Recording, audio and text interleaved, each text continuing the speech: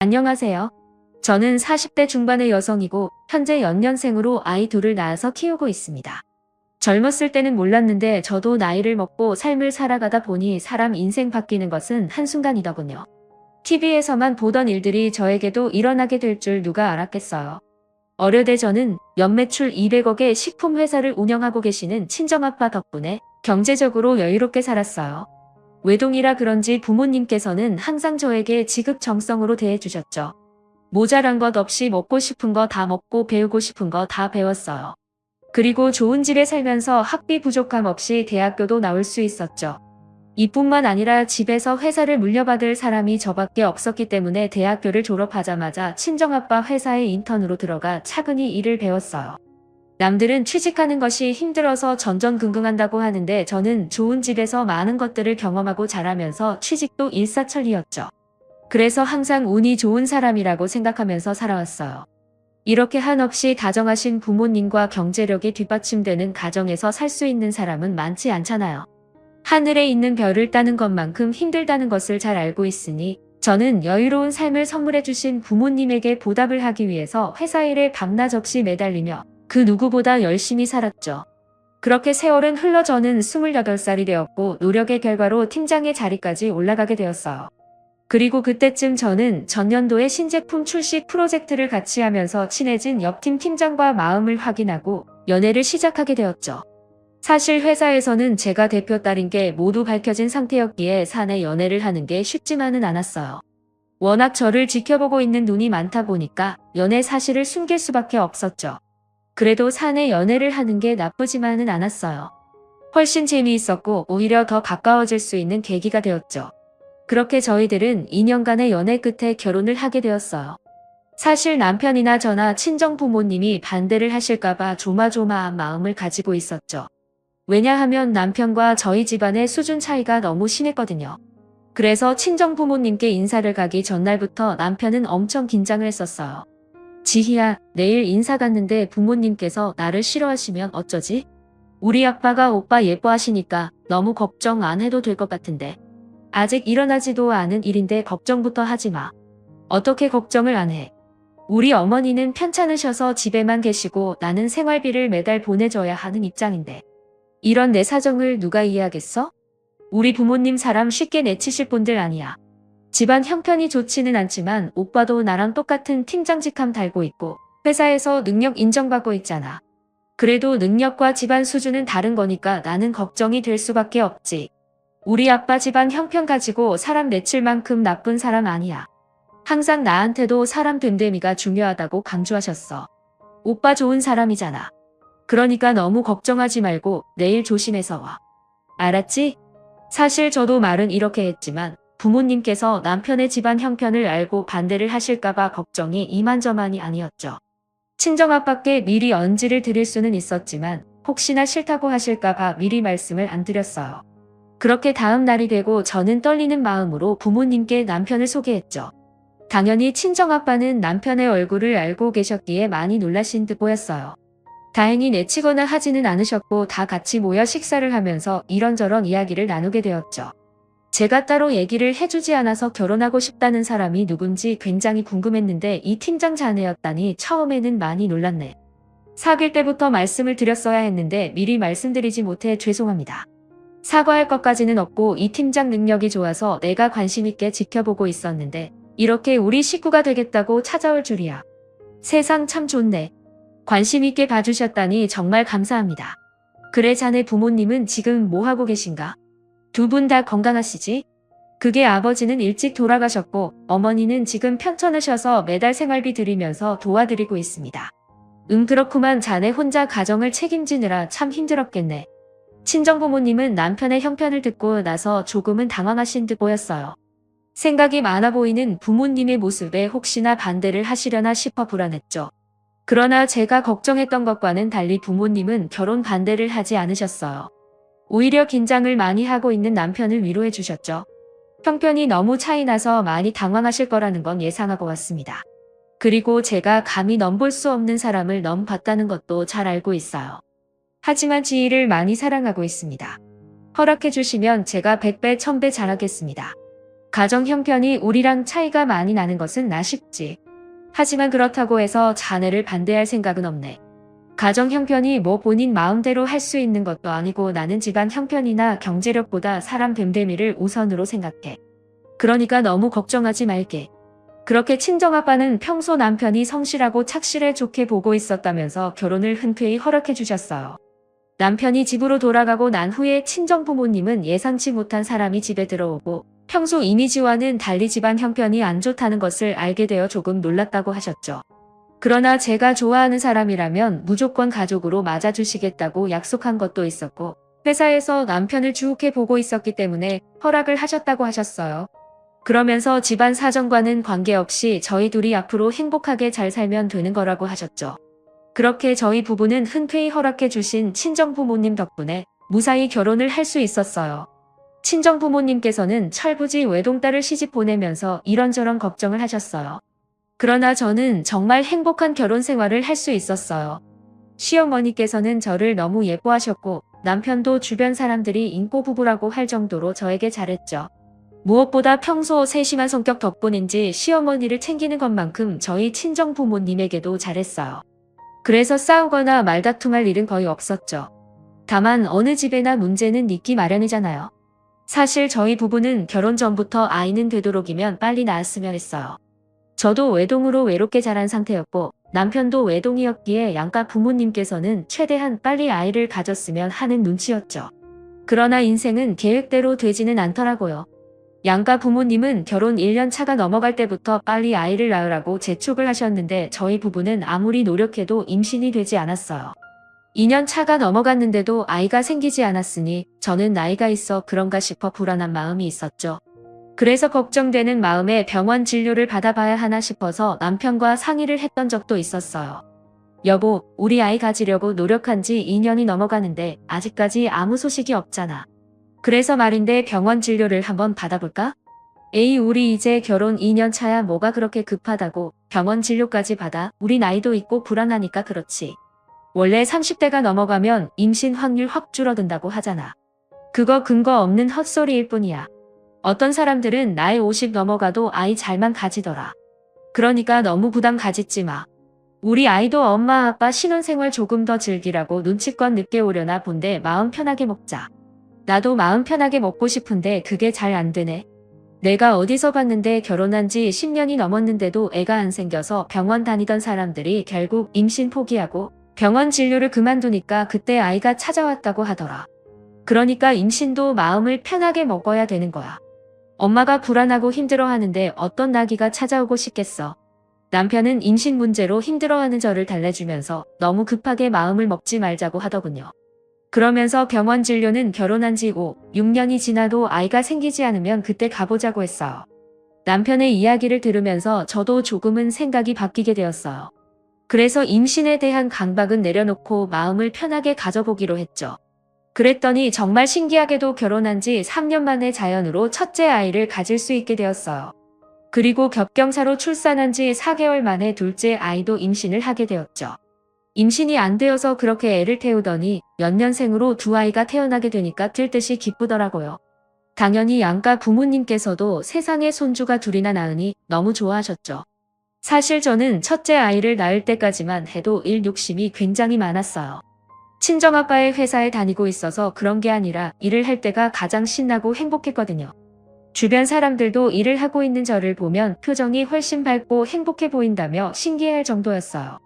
그래서 저는 당연히 몸조리를 끝내고 아이 맡길 곳을 찾으면 곧장 회사에 출근할 생각이었어요. 그러나 연년생으로 둘째 아이를 가지게 되니 앞으로 회사 일은 어떻게 해야 하고 아이들은 또 어떻게 키워야 하는지 막막함이 생겼죠. 그런데 육아에 대한 고민이 많은 것은 저희 남편도 마찬가지였던 것 같아요. 그래서 저희 부부는 나름대로 이것저것 방법을 찾아보게 되었죠. 여보, 우리 주은이랑 주희 육아 어떻게 할래? 육아휴직을 쓰고 돌아가면서 아이 키울래? 나도 생각을 좀 해봤는데 그냥 애들이 초등학교에 들어갈 때까지 옆에 붙어 도와주시는 이모님을 알아보는 게 어때? 당신이나 나나 주휴직책인데 아무래도 그 자리에 오래 비워두면 안 될 것 같아. 남편은 육아휴직을 하고 아이들을 키우는 것보다는 차라리 전문가의 도움을 받자고 했어요.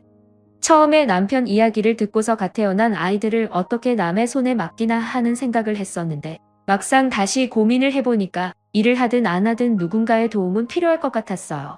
원래 연년생은 쌍둥이만큼 힘들다고 하잖아요. 연년생 아이들을 키우고 있는 주변 지인들도 저에게 이모님은 꼭 구하라는 조언을 해주었죠. 갓 태어난 신생아 연년생은 이모님 2명을 불러도 힘들다고 하면서요. 그래서 저는 고민 끝에 남편 말대로 육아를 도와주실 수 있는 이모님을 알아보게 되었어요. 주변 말을 들어보니 좋은 이모님 구하는 것은 하늘의 별 따기라고 하더라고요.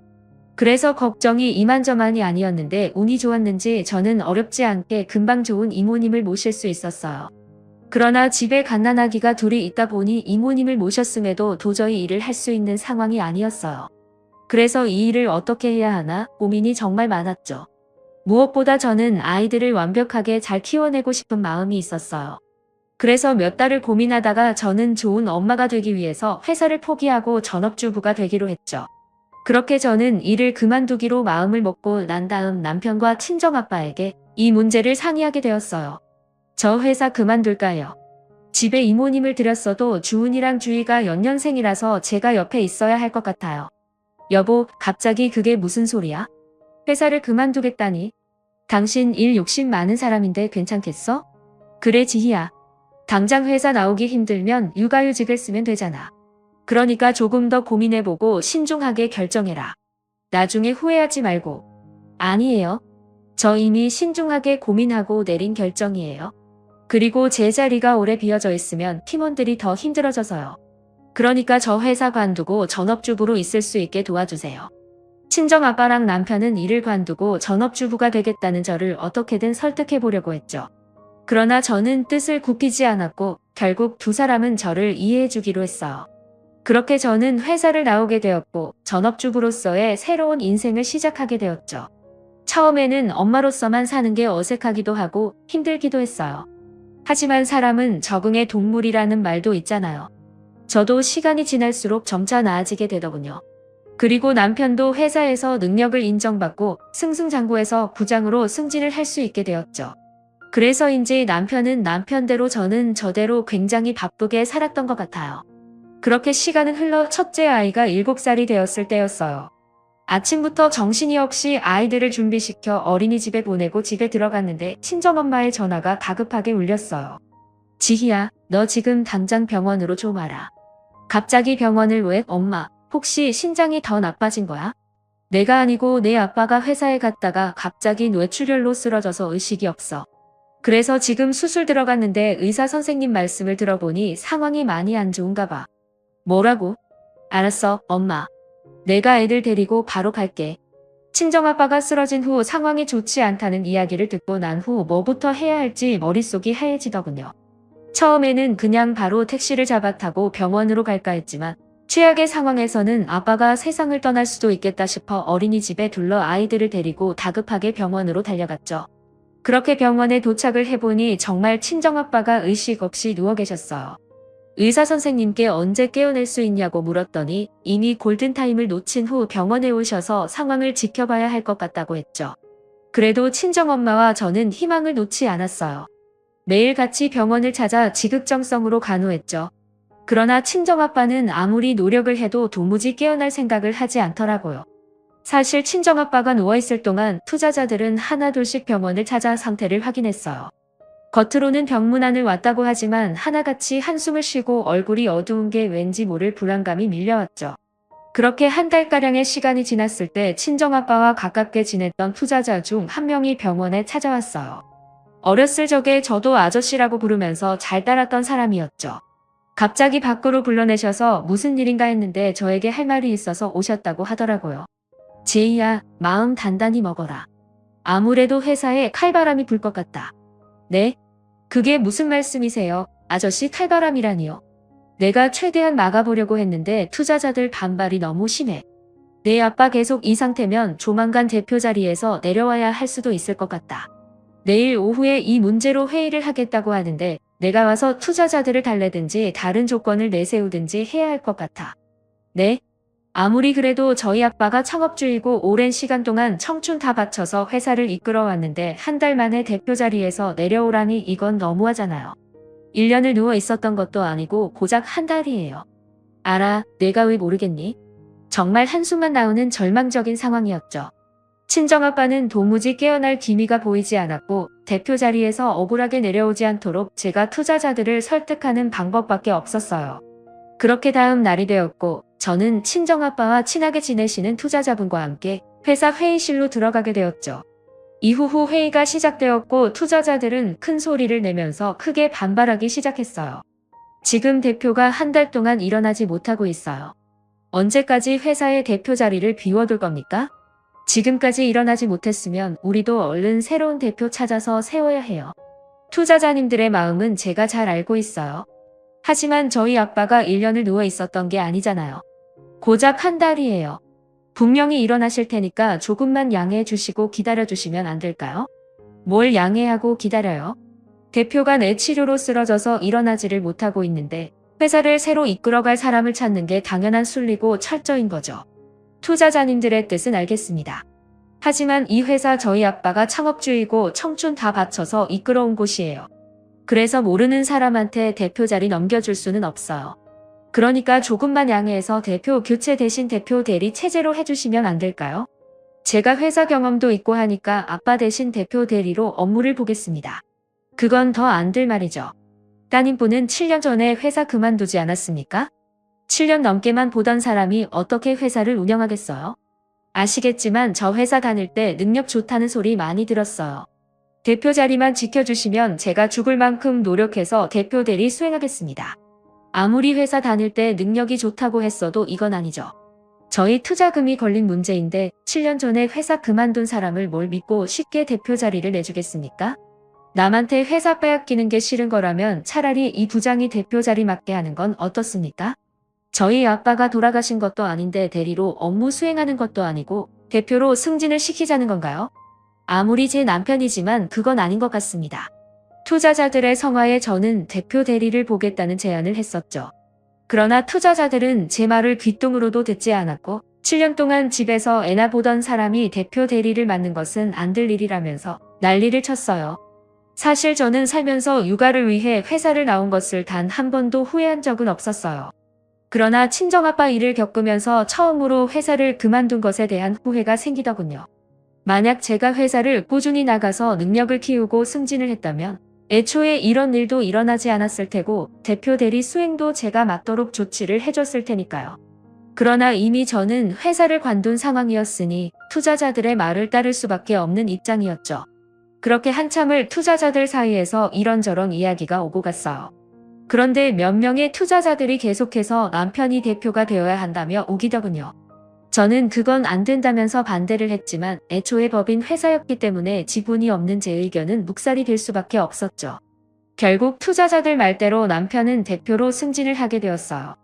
정말 당황스러운 일이었지만 그래도 생판 모르는 남에게 넘기는 것보다는 남편이 대표가 된 게 오히려 다행이라는 생각이 들었어요. 그런데 정말 황당하게도 남편은 대표가 되고 나서 완전히 태도가 바뀌었어요. 시어머니도 예전과는 다르게 저를 대하기 시작하셨죠. 예전에는 손에 물 한 방울 묻지 않도록 하고 부엌에는 발도 붙이지 못하게 하셨어요. 그런데 남편이 대표로 승진을 하자 순식간에 저를 거지 취급하는 것은 물론이고 남편 돈 빼먹는 거머리라는 막말을 하시더군요. 게다가 시집살이를 정말 심하게 시키셨어요. 예를 들면 뜬금없이 불러 집안 대청소를 하라고 하던가 시아버지 제사 음식을 혼자 다 하라고 하신 적도 있었죠. 저는 너무 억울하고 힘들었지만 친정아빠만 깨어나시면 모든 게 다 해결될 수 있다고 생각하면서 최대한 버텨보려고 했어요. 그러나 하늘이 무심하게도 친정아빠는 3달 뒤 목숨이 위태해졌죠. 사실 돌아가시기 직전에 기적적으로 잠시 눈을 뜨고 깨어나셔서 저와 엄마는 이제 회복할 일만 남았겠구나 생각했어요. 그러나 친정아빠는 그날 저녁에 회사를 꼭 살리라는 한마디만 남기고 돌아가시게 되었어요. 그때 당시에는 돌아가신 친정아빠를 붙잡고 울고불고 난리를 치느라 무슨 소리를 하신 건지 전혀 이해를 하지 못했어요. 친정아빠가 사망을 한 후 저는 장례식을 준비하게 되었고 가족과 지인들에게 연락을 하게 되었죠. 그런데 부고 소식에 친정아빠와 사이가 두터운 투자자님이 눈물을 잔뜩 흘리면서 장례식장에 찾아왔어요. 그분은 친정아빠의 영정사진을 보면서 회사를 지키지 못해 너무 죄송하다며 오열을 하셨죠. 그 모습을 보면서 이게 대체 무슨 소린가 했어요. 그런데 조문을 마친 투자자님이 저에게 얘기 좀 하자면서 밖으로 불러내시더군요. 아저씨 회사에 무슨 일 있는 거예요? 아까 조문하실 때 회사를 지키지 못해서 죄송하다는 말씀을 하시던데. 지희야 대표님도 돌아가신 마당에 이제 와서 이런 말을 하는 게 너한테 무슨 도움이 될지는 모르겠다. 하지만 너도 진실은 알고 있어야 할 것 같아. 이 이야기를 해주는 거니까 잘 들어라. 대체 무슨 일인데 그래요? 지난번에 투자자들이 이 부장을 지정해서 대표로 세우자고 우겼던 게 이상하다 싶어서 내가 따로 알아봤는데 아무래도 대표님이 쓰러지기 전부터 회사가 이미 내 남편한테 넘어갈 위기였던 것 같다. 아저씨 그게 무슨 소리예요?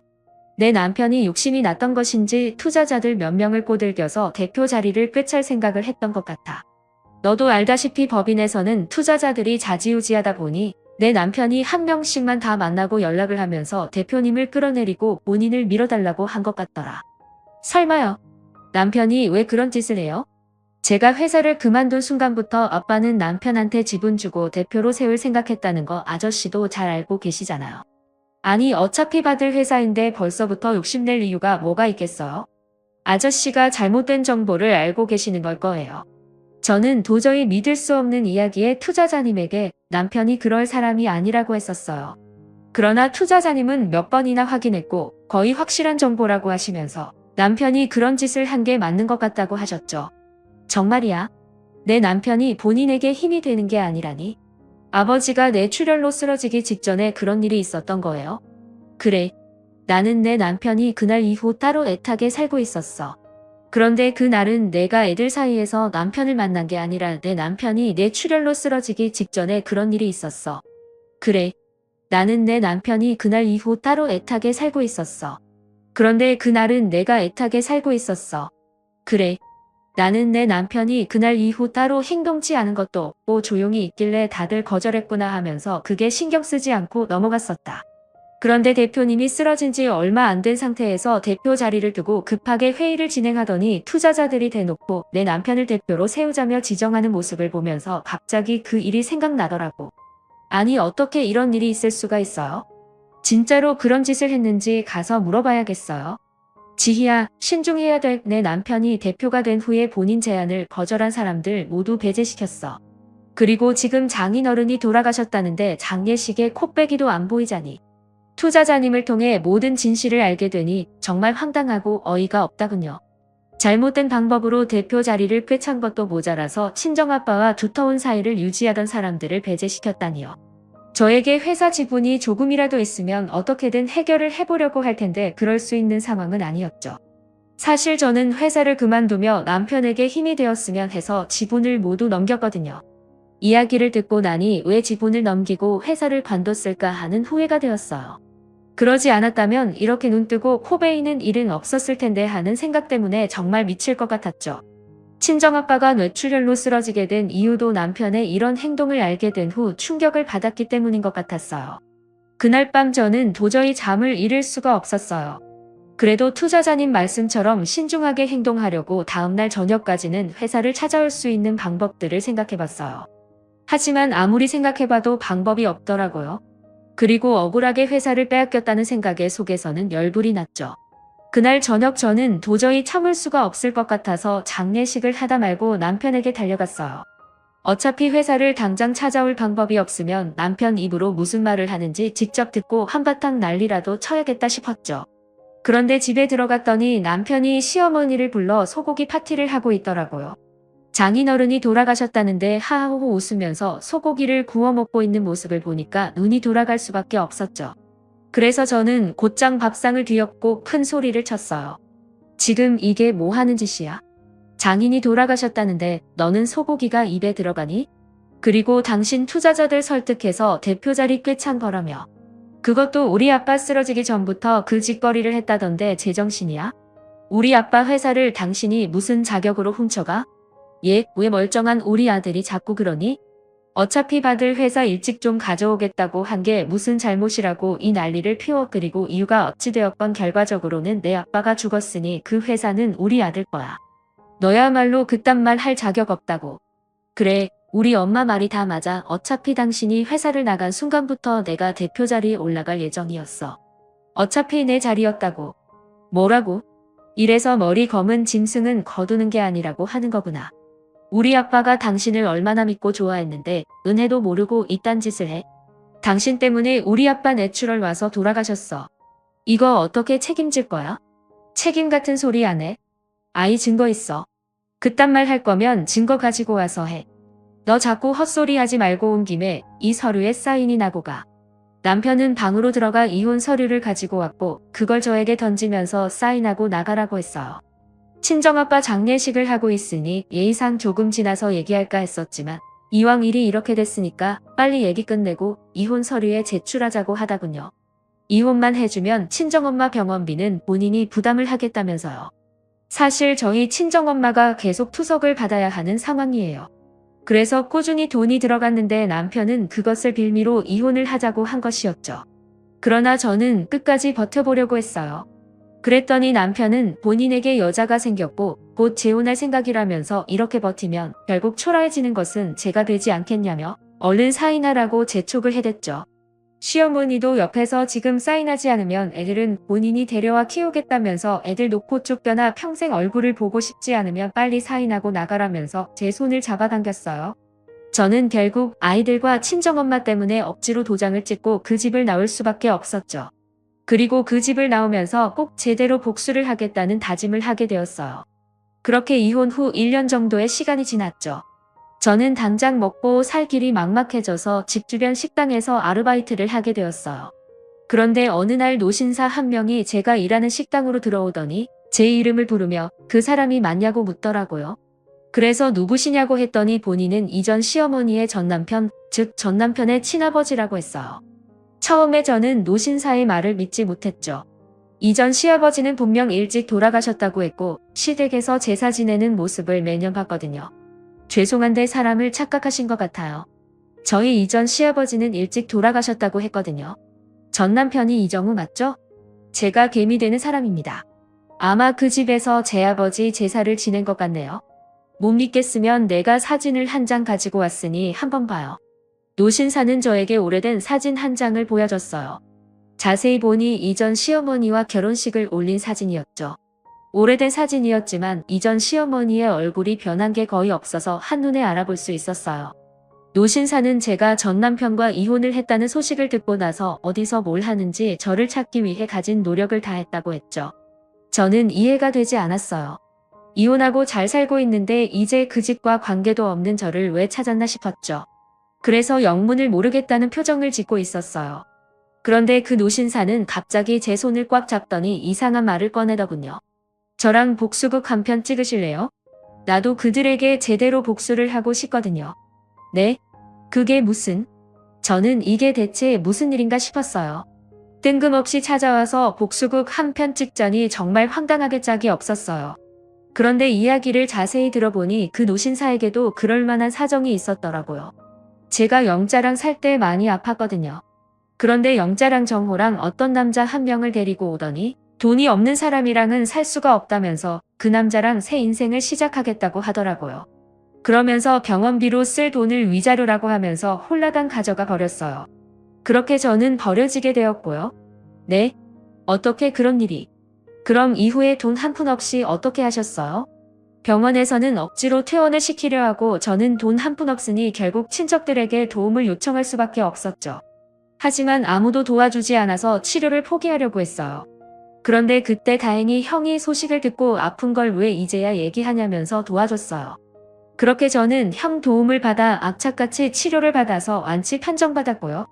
노신사는 그날 이후 이전 시어머니와 전 남편에게 복수를 하겠다는 생각을 하면서 살아왔다고 했어요. 퇴원 후 일단 돈을 많이 벌어야겠다는 생각이 들었다고 했죠. 왜냐하면 그 두 사람은 돈에 눈이 먼 자들이니 복수 방법도 돈밖에 없다 판단했기 때문이라고 했어요.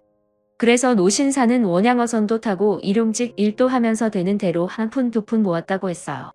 그런데 악착같이 돈을 벌고 있던 와중에 딸을 홀로 키우던 형이 사고로 돌아가셨다는 연락을 받게 되었다고 했어요. 그래서 노신사는 형딸, 즉 고등학생이던 조카를 걷어 본인 딸처럼 데리고 있게 되었다고 했죠. 그리고 형의 재산 일부를 정리해 본인 돈을 보태 투자를 하면서 조금씩 돈을 불리기 시작했다 했어요. 처음에는 소액 투자로 시작했는데 다행히 본인이 보는 눈이 있는 것인지 지금은 큰 돈을 가지고 놀게 되었다고 했죠. 그렇게 몇 년이 지나고 노신사의 상황을 모두 알고 있는 조카는 복수를 도와주겠다며 저희 친정아빠 회사의 회계팀에 들어가 일을 하게 되었다고 했어요. 그리고 얼마 전에 조카를 통해서 듣게 된 소식이 하나 있다고 했죠. 자꾸 이름 모를 유령 회사라 돈이 흘러나가는 것을 봐서는 대표가 회사 돈을 횡령하는 듯 보인다고 했다더군요. 그러면서 얼마 전에 그 내역을 노신사에게 보내줬다고 해요. 정말 황당하더라고요. 횡령까지 할 줄은 생각도 못했는데 진짜 간도 크다는 생각이 들었어요. 노신사는 본인의 사정을 설명한 후 앞으로의 계획을 이야기하기 시작했어요. 저는 투자할 돈을 대줄 테니까 제이씨가 저 대신 투자자로 나서주세요. 네? 제가 투자자를요? 아, 네. 그 회사 아빠 회사라고 하지 않았나요? 나중에 되찾으면 제이씨가 투자자로 나서야지요. 투자자들이 대표 딸이라는 것을 알게 되어야 회사 찾는데 유리하지 않겠어요? 그렇긴 하지만 저는 투자를 해본 적도 없고 어떻게 해야 할지도 모르는데요. 그게 어렵지 않을 테니 걱정 마세요. 분명 제이씨가 큰 돈을 투자하게 되면 다른 투자자들도 그 사람이 누군지 관심을 가질 거예요. 그렇게 해서 투자자들이랑 연결이 되면 제이씨는 비자금 내역을 보여주면서 대표가 횡령을 했다고 고소를 하자 해요. 제가 듣기로는 아빠 쪽 투자자들은 다 내쳤다고 하더라고요. 그럼 모두들 전 남편 편일 텐데 고소를 하겠다고 할까요? 아무리 정론 편이라고 해도 투자자들 입장에서는 증거물도 있는 데다가 본인 돈이 걸려있으니 고소 안 하겠다 나올 수는 없죠. 정말 그럴까요? 예, 분명히 횡령 사실을 알게 되면 투자자들은 난리가 날 테고 저놈은 대표직을 내려놓아야 하겠죠. 당연히 처벌도 받을 테고요. 그리고 투자자들 중 몇 명은 제이씨가 회사 창업주 딸이라는 것을 알 테니 어쩌면 회사도 되찾을 수 있을 거예요. 저는 노신사의 말대로 복수를 한번 해보기로 했죠. 시간이 많이 지나도 어떻게든 회사를 되찾아오려고 했었기에 이게 기회다 싶었거든요. 그렇게 저는 노신사에게 돈을 받아 그 돈을 친정아빠 회사에 투자를 하게 되었어요. 그리고 얼마 지나지 않아 소문을 듣고 투자자들이 연락을 해왔죠. 보통 투자를 하는 사람들은 한 곳에만 진행하는 경우가 드물다 보니 서로 좋은 투자처가 있다면 공유를 하는 듯 보였어요. 투자자들이 하나 둘 연락을 해오자 저는 좋은 투자처를 알고 있다면서 다 같이 모여 얘기 좀 하자고 했죠. 그렇게 저는 투자자들을 한 곳에 모여놓고 그 자리에 나가게 되었어요. 당연히 저를 알고 있는 몇몇의 오랜 투자자들은 제가 나타나자 놀란들 토끼 눈이 되었죠. 저는 지체할 것 없이 투자자들 앞에서 노신사에게 받은 서류를 꺼내들었어요. 그리고 전 남편이 유령 회사를 세워 횡령하고 있다는 사실을 모두 까발렸죠. 그러자 노신사의 말대로 투자자들은 서류를 확인한 후 난리가 났고 다 같이 대표인 전 남편을 고소하게 되었어요. 그로 인해 전 남편은 당연히 대표 자리에서 내려와야 했고 조사를 받은 후 옥에 갇히게 되었죠. 그리고 오래된 아빠를 존경했던 투자자들은 제가 회사 창업주의 딸이라는 것을 모든 투자자들에게 알렸어요. 그러면서 저를 대표로 내세우자며 다른 투자자들을 설득하기 시작했죠. 덕분에 저는 친정아빠의 회사를 되찾을 수 있었어요. 그리고 노신사는 본인이 가지고 있는 모든 돈을 저희 회사에 투자를 하게 되었죠. 그리고 오랜 시간 끝에 제가 회사를 다시 되찾게 되었다는 것을 알게 된 이전 시어머니가 찾아왔어요. 본인 아들은 돈 한 푼 가지고 있지 않아서 변호사도 없이 재판을 받아야 한다고 도와달라고 했어요. 저는 이전 시어머니의 부탁을 완곡하게 거절했죠. 그랬더니 이전 시어머니는 표정이 싹 바뀌어서는 손가락질까지 하며 난리를 치는 거예요. 내가 투자자 한 명에게 도와달라고 찾아갔더니 내가 회사에 투자한 돈이 내 전남편 돈이라더라. 너 내 전남편 돈으로 대표에 취임까지 했는데 내가 양심이 있으면 우리 도와줘야 하는 거 아니야. 제가 왜요? 저는 정당하게 아빠 회사 되찾는 건데 여기에서 무슨 양심을 찾아요? 아프다는 사람 돈까지 빼앗아 버려놓고 전남편 돈이 본인 돈인 건 마냥 이야기하지 마세요. 더 이상 말 섞고 싶지 않으니 사람 부르기 전에 조용히 내 회사에서 나가요. 제가 회사에서 당장 나가라고 소리를 치자 이전 시어머니는 그 자리에서 사설 변호사를 붙여달라며 아주 난리를 치더군요. 그런데 그때 저와 식사를 하기 위해 찾아온 노신사가 그 모습을 목격하고는 앞으로 다가왔어요. 아, 지금 뭐 하는 거야? 여기가 어디라고 찾아와서 이 난리를 피워? 양심이 있으면 이 회사에 발을 붙이면 안 되는 거 아닌가? 정우 아빠 이 회사에 투자를 할 정도로 돈이 많았다면서? 소식 들었는지 모르겠지만 지금 우리 아들이 옥에 갇혀 있어. 그러니까 당신 아들 좀 거기에서 꺼내주라. 도와줘. 내가 왜 그리고 걔가 언제부터 내 아들이었냐? 오늘 내일 하고 있는 나한테서 돈 빼앗고 무참히 버렸던 거 기억 안 나. 내가 너랑 내 아들한테 복수하려고 그날부터 악착같이 버텼어. 그래 내가 그때는 미쳤었나 봐. 당신이 이렇게 살아있을 줄도 몰랐고. 그리고 크게 성공할 줄 몰랐어. 그런데 정우 당신 아들이잖아. 한 번만 도와주라. 일부러 정신 좀 차리면서 살라고 옥에 넣어놓은 건데 도와주긴 뭘 도와줘. 이참에 당신도 옥에 해서 고생하는 아들 바라보면서 반성과 후회라는 걸 해봐. 계속 그렇게 살면 나중에 지옥불에 떨어져 천벌 받는다고. 노신사도 전 남편을 도와주지 않겠다고 하자 이전 시어머니는 지난 날이 후회가 되는 듯 눈물까지 흘리면서 무릎을 꿇고 싹싹 빌기 시작했어요. 그러면서 저와 노신사가 마지막 희망이라고 한 번만 도와달라고 했죠. 하지만 저는 끝까지 거절하면서 재혼한 여자도 있는데 그 여자한테나 가서 도와달라고 하라 했어요. 그랬더니 이전 시어머니 말이 재혼한 여자도 있는데 그 여자한테나 가서 도와달라고 하라 했어요. 재혼한 여자는 전 남편이 개털되자마자 바로 친정으로 도망가서 연락이 안 된다고 하더군요. 역시 사람은 끼리끼리 만난다더니 전 남편은 본인 같은 사람을 골라서 만난 듯 보였어요. 이전 시어머니는 끝까지 저와 노신사에게 매달렸지만 더 마주하고 싶지 않아 곧장 보안 직원들을 불러 바로 내쫓아버렸어요. 결국 전 남편은 아무도 도와주지 않아 국선 변호사를 통해 재판을 받게 되었고 횡령으로 밝혀져 옥에 갇히게 되었죠. 그리고 이전 시어머니는 아픈 몸으로 일을 하지 못해서 지금은 노숙인 쉼터를 전전하며 살고 있다고 하네요. 그리고 저는 아이들 키우면서 여전히 친정아빠의 회사 운영을 잘해나가고 있어요. 또 저를 물심양면으로 도와준 노신사에게 감사한 마음을 잊지 않으면서 가족처럼 지내며 때마다 함께 식사도 하고 선물도 주고받으면서 잘 챙기고 있죠. 사실 지난 일로 마음고생이 참 많았는데 결과적으로 모든 게 제자리를 찾을 수 있어서 다행이라는 생각이 드네요. 물론 아직까지는 때때로 친정아빠가 그리워지기도 하고 대표직이라는 무거운 자리가 무섭기도 해요. 하지만 옆에서 도와주시는 분들도 많고 저도 친정아빠가 청춘을 다 바쳐 키워놓으신 회사 운영을 잘해야겠다는 책임감이 있으니 어렵고 힘든 일들이 생겨도 잘 헤쳐나가 보려고요. 오늘도 끝까지 함께 해주셔서 감사합니다.